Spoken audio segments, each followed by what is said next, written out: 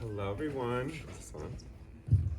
Hello, everyone. Good afternoon. Hello. Thank you for coming. My name is River Gallo. I'm a filmmaker and actor, and I have the pleasure to moderate a talkback and Q&A with Molly and Maddie. Molly and Maddie, can you come up here, please?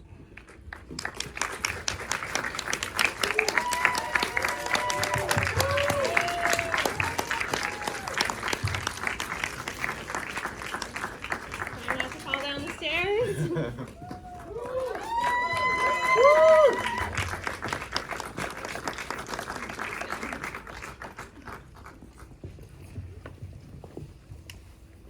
So, that was incredible. I mean, I'm sure both of you feel so close to the project. Molly, this is, semi-autobiographical for you.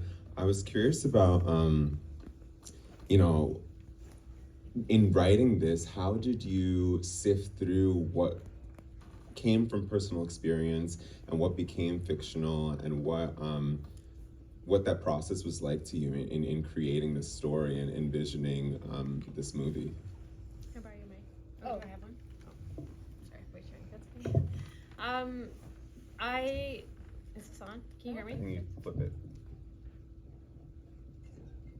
Guys, I'm a director, not a sound. Okay. I kind of wrote this script in a fever dream. That's how I write everything. I had a hard time remembering a lot of the timeline. I think when, there's some sort of trauma and PTSD going on, it can be hard to remember the details of your life. So I did have to do a lot of research on how long did I dilate. Like, I was like, was it 2 weeks? Was it 2 years? Like, I just couldn't really remember. So the emotional core was very true, but the actual timeline and order of events, I had to put some research in, and I wanted to make the film more joyful than living it in the moment is, because it was so much more painful and raw then, and I wasn't able to find the light in it like I was now. I could only have done that with time and perspective. Yeah, I think that's something that really struck me about the film, is that you were able to find comedy in something that felt so ridden with pain and suffering. And I think that's a testament to you, Maddie. Like, you were just incredible. I mean, can we all just give it up for Maddie? I mean, like I told you, this is the first thing I saw you in, and I was like, oh my God, like, she's just so amazing. And one of the scenes that struck me so much was, these doctor examination scenes that I could relate to so much as an intersex person. And I'm wondering, how did you collaborate together in order to tell Molly's story? And what was that process like for you to, bring your own experiences to the material? Yeah.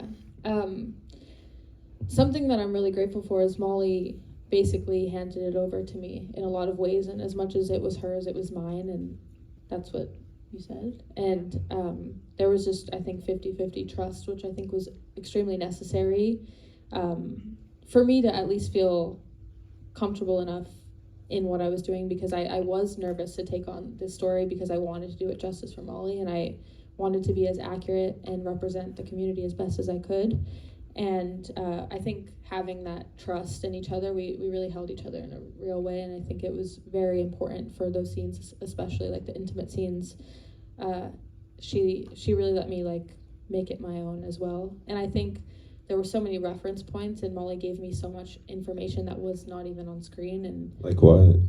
I don't know if I can say. Yeah. No, I just think something that, especially during a lot of the heavier moments in the gynecology scenes, she kind of led me up into that moment, and it shared how she was feeling in the moment, and little inside things that I feel are personal that I don't want to say, but it was just so useful for my process, and it immediately got me there emotionally. I feel like it was already written on the page, and I didn't have to do anything but just actually say the words, and it got me to that place immediately just because of how emotionally invested I was and connected to Molly I was, and yeah. That's so beautiful. And I feel like the moments of comedy that you guys found were just as important and significant to paint a picture of the multi-dimensionality of your experience, Molly. How did, in writing or like on set, how did that go from like, these, I don't know what your schedule was like of, how you ordered the shooting of it, but like to go from, these moments of like, we're laughing and then we're like literally like seeing this girl like really suffer. I found like the darkest moments of my life, the details that I remember in hindsight are so absurd. Like, that Dr. Phil photo. My gynecologist didn't have a Dr. Phil photo, but I think it was like a family Florida beach photo at Hard Rock Cafe.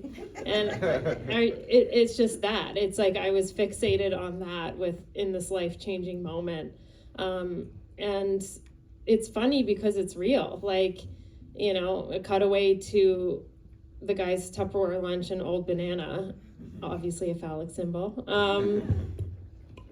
But I tried to kind of craft it in a way that, there's these really searing emotional moments and just kind of undercut going something comedic, just to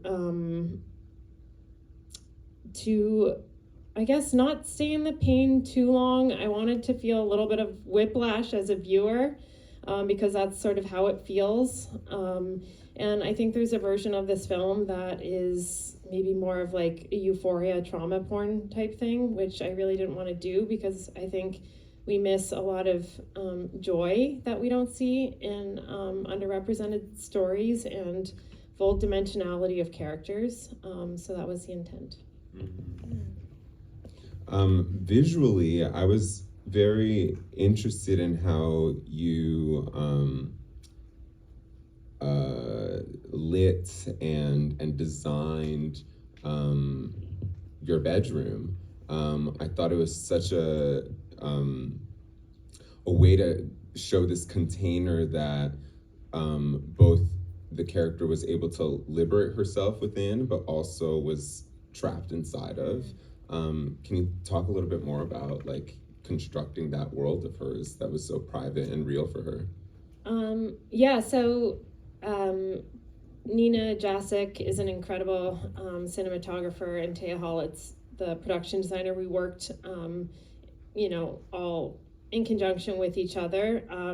Nina comes from a music video commercial world, and that is not necessarily the style I've done in my other film work, I guess, but I liked that she was challenging me with this more pop aesthetic, and sort of, especially the opening scene, with the red color treatment, and it was just, it was heightened, it was fantasy, and then cutting more into a naturalistic world, but I wanted it to be bright and oversaturated and a little bit of like hyper-realism. It was shot in Canada.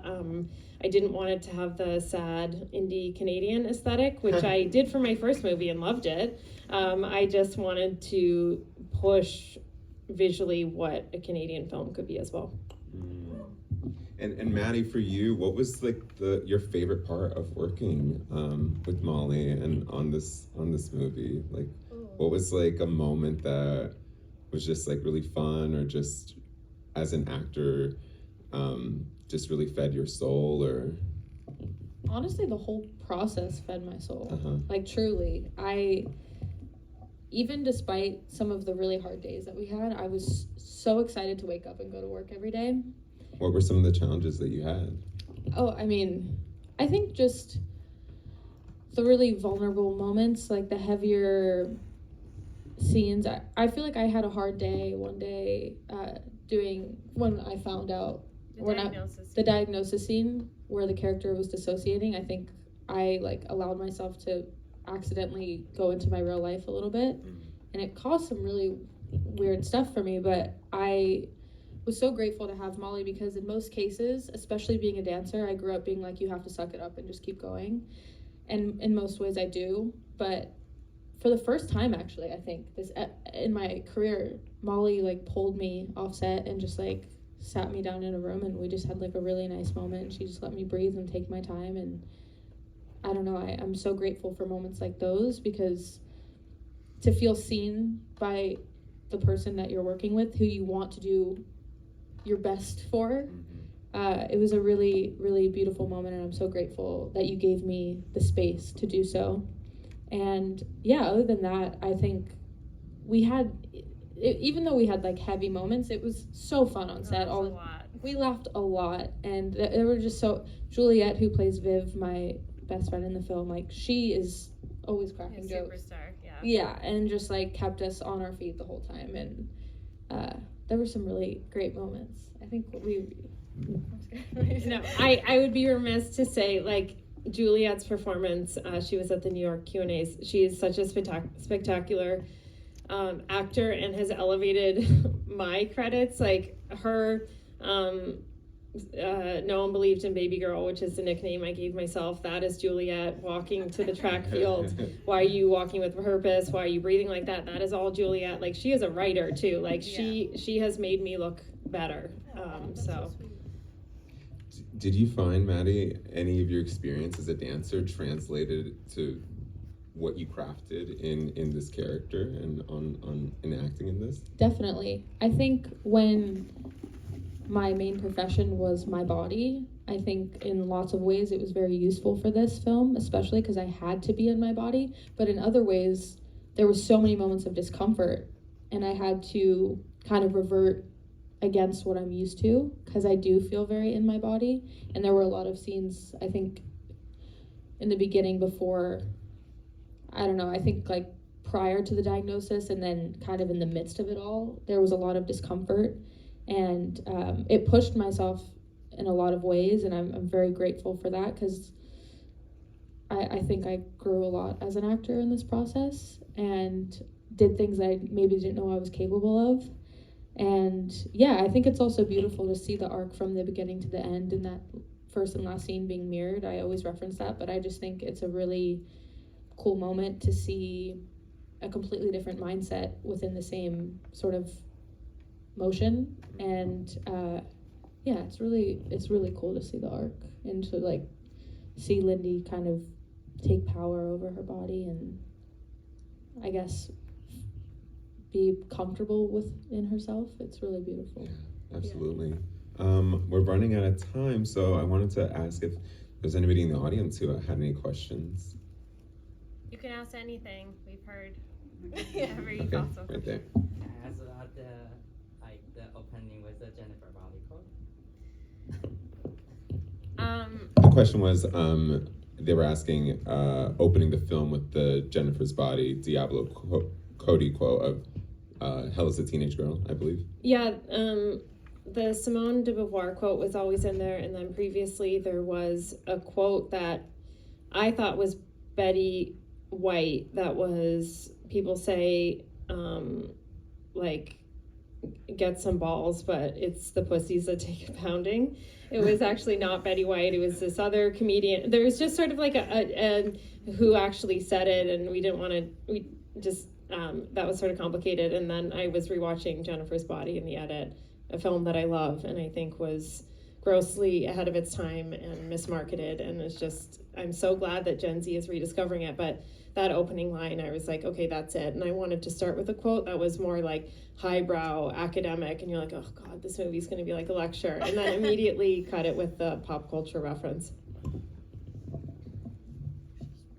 Any other? Right there. Yeah. Hi, thank you so much for coming out. It was a great watching experience. I kind of on the Jennifer's Body thing, you have a lot of references to other pop culture, with the costumes, Carrie, Handmaid's Tale, Vagina Monologues, and I was just wondering what your thought process was behind referencing to those works in the film. Thanks for noticing that. Those were intentional. They were all in the script. I wanted to make reference to feminist film or books or just sort of like iconic body horror films. This was a kind of body horror film. I think there's a version of this that is sort of like balls to the wall, like just out there genre film. I didn't make that film. That was a choice. I would love to make a body horror one day. I can audition. Yeah, you're hired. Any in the back? On like pop culture and movies, what are some favorite coming of age films that maybe you brought in with yourself when making this movie? Also, I like the ginger snaps. Yeah. I didn't know what ginger snaps was before this. Yeah, it's like a Canadian, you know what it is now. Why am I explaining this to you? Sorry, what was the question? I'm so tired. Any like coming of age? Yes, okay. Edge of 17, I loved. Ghost World, I loved. Mike Mills' films, Beginners and 20th Century Women. I would say those are the references. 8th grade, too. I love We have one more question right there. Hi, yeah, I just wanted to ask, I know you said, Maddie, that it was kind of easy for you to get into the emotional state because you connected so much with the script and the movie, but did you also kind of see, like, your younger self in the character or relate to, like, your past experiences? Definitely. I think the track aspect and the sort of, like, I guess, sport dynamic and that kind of like community I was very familiar with, and kind of having that like competitive edge, and then also kind of putting my anger into the activity that I was doing. Like I think dance was a very incredible outlet for me, and when I couldn't express how I was feeling, like I was able to do that through movement. I'm so grateful for that. And so in a way I think the track sort of dynamic was very similar. And yeah, I think I'm sure any teenager can relate to feeling, I guess, like you don't love yourself or feeling, hard on yourself. And I definitely had lots of those moments while doing this film. And I was actually able to learn to love myself a lot more after this film and give myself some grace, just because there were so many like vulnerable moments. And I'm so grateful to Molly for giving me that experience. So yeah. Thank you. I think that's all the time we have. Molly and Maddie, just incredible work, and thank you for making a film that is just so needed in our culture right now, just in both entertaining and meaningful and significant for a community of people that aren't represented. So let's just give them a round of applause. Yeah. Also, River. Yeah, I was gonna say, you go. No, say you were there. No, we both had two different films premiere at Sundance, and River's film Pony Boy. I don't know when it's coming out. We don't know either. But everyone should sometime. definitely check out Pony Boy, because I've only heard I can't wait to watch it, but I've heard just the best things about it. So Phenomenal. Oh my River's God, an thank icon. you. I'm just like so excited to be up here with River, and yeah, I'm really grateful you did this. You are a trailblazer and an incredible filmmaker. So thank you. Thank you. This isn't about me. About you too. Thank you. Thank you. It's an indie movie. Tell your friends, make them come. Yes, even go if watch they Finnegan don't, in even if you don't theaters think now. they'll like it. I don't know. Make your dad go. Like, Yeah. just tell them Thank all. you so much. Thank you.